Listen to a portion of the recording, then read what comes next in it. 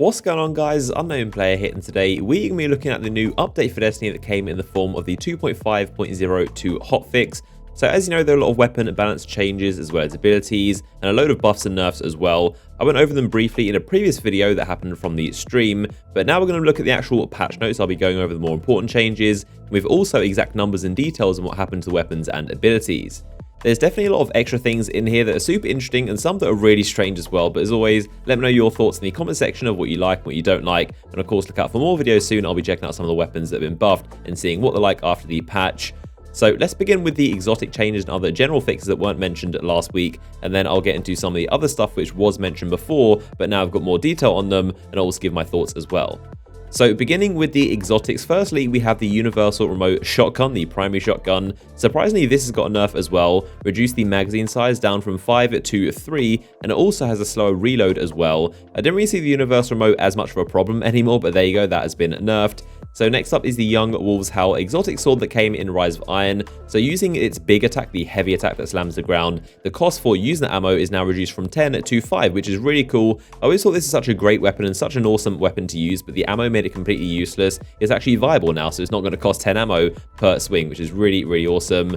So next up we got the Truth. This, as mentioned, has also got a nerf. Reduced the magazine size from 3 down to 1. So as you can see, this is me picking up heavy with increased rocket boots on, and I only got 2 rockets and just 1 in the mag as well. So I have to reload every single time, and also without rocket boots I still get 2 rockets. So this is definitely Bungie wanting us to use different heavies, because the Truth is obviously the most used heavy by an absolute mile. It wasn't surprising. It's going to be the best rocket for PvP, so maybe now some other things will be used into rotation, and definitely going to be quite a nerf for PvE as well, seeing you have to reload every single time you shoot a rocket. So there you go, that is the Truth. A very interesting change.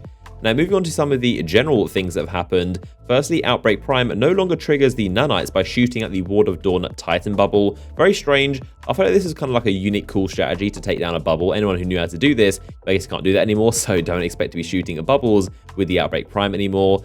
Also, Shinobi's Vow, this is an interesting one, and it turns out the additional Seeker has been removed, so you no longer get the extra Seeker with those skip grenades on Shinobi's Vow. So of course that is the nerf. Shinobi will still let you track aggressively and it will be very good at tracking, but the extra tracker won't be added, so essentially it's a small damage reduction to the skips. I'm not sure if it will be quite enough to make it not as frustrating, but of course it will be a slight damage decrease and it won't be as powerful, so the damage has been reduced by a tiny bit compared to before. They've also removed the intrinsic perk knee pads and Icarus on some talent grids, and they fixed an issue where high caliber rounds was not functioning properly on hand cannons, scout rifles, machine guns, and sniper rifles.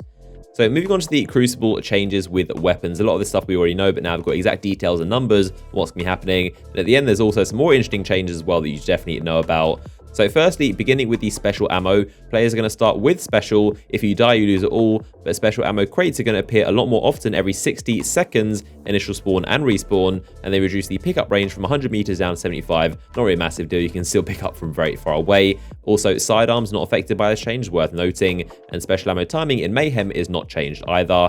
Now, elimination, they've also changed some things here. So, of course, that includes trials. The round time limit has been reduced to 90 seconds, down from 2 minutes, so 120 seconds. It's now going to last a minute and a half every single round. Players also only start with special for round 1 elimination, and special ammo timing is 30 seconds initially, then 45 seconds. And, of course, special ammo is also wiped at the beginning of every single round.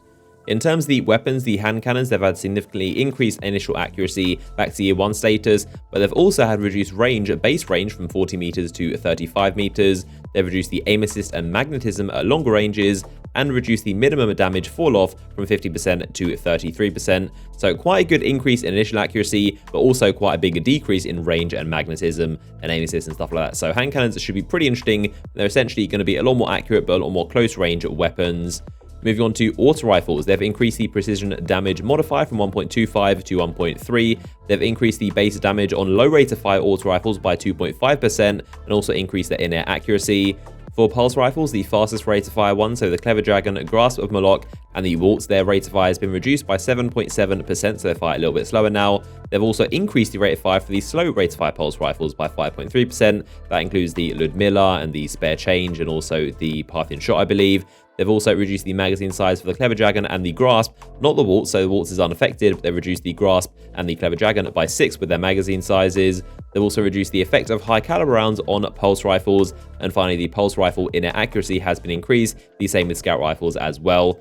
And now onto shotguns, they no longer deal precision damage. The Chaperone and Universal Remote are of course unaffected because it's to do with their exotic perks. Shotguns now have significantly less magnetism when fired from the hip. They also have less inner accuracy. There's a movement penalty which has been removed, so you now move a bit faster with shotguns in hand now. And shotguns now deal 20% more damage in PvE, which is actually pretty massive. That's to account for the decrease in precision damage you can no longer get in PvE. But of course 20% more is going to be quite a big chunk. And finally, rangefinder on shotguns now makes aim down sight a little bit slower. Now into the classes, they've reduced the health of Guardians with armor values above 10, so if you've got really high armor, you'd have a little bit less health now. They've increased the damage of Flux Grenade, Magnetic Grenade, and Shoulder Charge to ensure effectiveness across all armor values. Sounds to me like they've literally just buffed a Sticky Nades. I'm really hoping that's not the case, but it sounds to me like they've increased the damage, so maybe that means you can't survive them anymore. But they've increased the damage of Sticky Nades and Shoulder Charge. That's basically what they're saying. They've also disabled your radar and your HUD for a short time after you blink. That's also a change to the blink ability. Into the Hunter, the throwing knife now does solar damage. Hungering Blade now immediately regens your health, but no longer gives you your shields as well. So Blade Dancers will be a lot easier to kill and team shoot. Also, Blade Dancer's Quick Draw perk no longer readies your weapons instantly, but now grants a large increase to weapon handling speed. So not only is he super nerfed, but also Quick Draw has now been nerfed as well. I mean, Quick Draw was one of the main reasons for running Blade Dancer, but now that's been reduced. So there you go. Another reason not to use Blade Dance anymore. In terms of the Warlock, the Ophidian aspect no longer readies your weapon instantly as well, but now grants a large increase to weapon handling speed, so same as Quick Draw, nerf as Blade Dancer. The Stormcaller Thunderstrike melee range has been reduced the same as other Warlock subclasses, but Amplitude, which is the perk that lets you snipe people across maps with the melee, that's going to continue to grant you a small boost to your melee base range. And then finally, Landfall is going to reduce your total time in Storm Trance. With the Titan, Juggernaut is now going to be disabled after being in air for a short time and cannot be activated while in mid-air.